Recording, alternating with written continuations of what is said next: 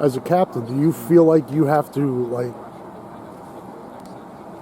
get across to the younger guys that this is a team sport and not, especially on defense, or is it not? Does it not need to be said? 100%.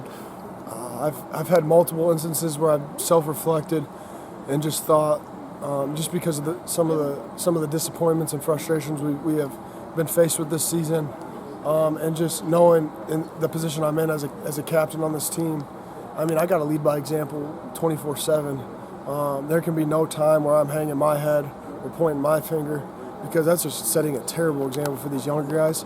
So at the same time, it's just that much more that I expect out of myself, and I just reflect all the time and make sure that I'm doing enough. Because if you're not doing that, I feel like you're not focused on the right things. Because I feel like you got to be constantly evaluating yourself. Because you got to start with yourself before you can tell other people what to do and how to do things. So right now, my whole focus has been just evaluating myself, making sure that I'm doing everything in my power.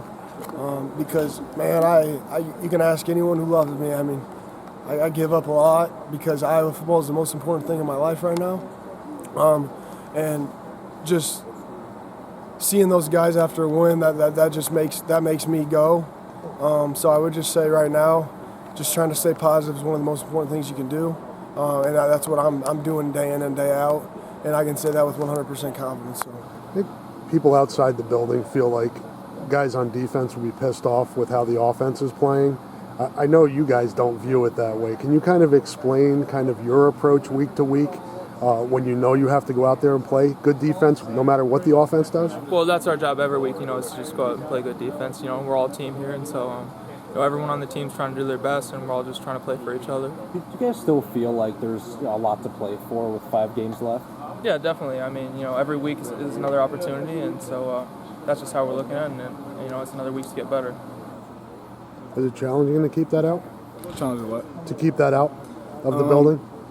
I mean, you guys that go to class, I mean, it's out there. I can't speak for everyone, but I mean, I'm sure it is for some people. But I know for us on offense, we all have a goal, and we don't want to be a bad offense or average offense. So I think we all want to improve. So it's not necessarily hard. It's just a matter of, are we going to actually do it? You can say all you want, but are you actually going to do it? Are you going to be about it? How do you stay positive when things are this, there's this much adversity? I think it's all the core values that we all set in January and the goals that we've all had since January. Being tough, smart, and physical, and just making sure we're upholding those standards each and every day. And like I said, a lot of opportunities left, and just making sure that we end the season on a positive note, because we can still win 9 games at the end of the day. Win these next 5 and then bowl game. So that's how we see it. Yeah, so we're gaining experience as we go. We're kind of learning on the job. A lot of guys, this is their first time seeing the field. I mean, this is their 7th game in, first time ever playing. But I think, we're growing as a unit, and we're starting to play more together, and I can feel that in the way that we play. We're becoming more of a unit now, and I think we're getting trust within each other, and belief, which I think is the biggest thing to the way that we play. Where have you seen the most growth, do you think? From week 1 to week 7, I'd say we just play more together. I love these dudes. I'd do anything for them. We've gotten so close. We're more comfortable with each other. If I mess something up, they're going to get on me. If they mess something up, I'm going to get on them. We hold each other accountable. So I think that's one of our biggest advantages.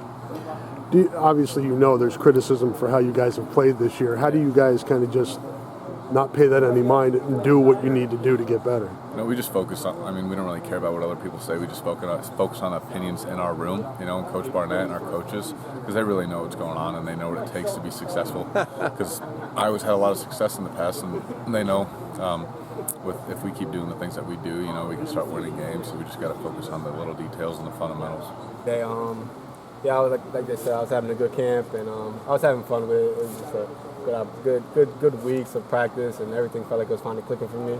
And the injury definitely was demoralizing at the time, definitely upsetting, just because I knew I was doing some good things. I felt like I could help our team in many different ways. So it sucked, but like I said, it was light at the end of the tunnel, and just gotta walk through the storm. And whoever you are after the storm is how you know how you react to things. And I came out the storm, I think, a better man, and ready to keep playing football and doing what I do and what I love to do. What was the injury specifically?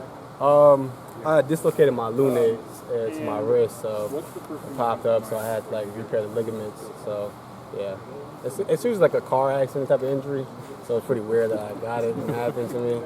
I mean, I had the Achilles, so I kind of get like those major injuries. I don't know why I keep getting them, but I'm getting them. But I keep going through.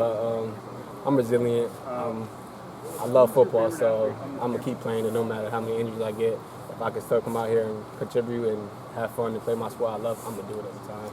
That's basically exactly what I expected. The intensity of practice is a lot higher, obviously, than high school, but yeah, it wasn't too much of a shock. I mean, it's an adjustment, obviously, to change from high school, but it's pretty much what I expected. Aaron moved, but 8 weeks into the season, is there a moment where you're like, okay, this is college football? Do you have a welcome to college football in the future? I would say going up against some of those Michigan guys, it's pretty tough. They're some big boys, you know. Yeah, there's a couple plays I got beat, so that was definitely my welcome to college football. You've gone up against some pretty good offensive lines so far. Sure. Any one that particularly stood out to you? I think the Ohio State and Michigan ones. Obviously, they have a lot of talent, both those teams, so I think those were the two that stuck out the most to me. What's it like for you as a freshman when you go into a place like the Horseshoe? I just think kind of keeping a tunnel vision on what I need to do and getting the right call, getting the right assignment every play, and just trying to do my job the best I can. How nice has it been not to get triple teamed every single play like you were? Yeah, it's a little different. You get one-on-ones, but guys are a lot better, obviously. So, yeah, it's definitely a change of pace.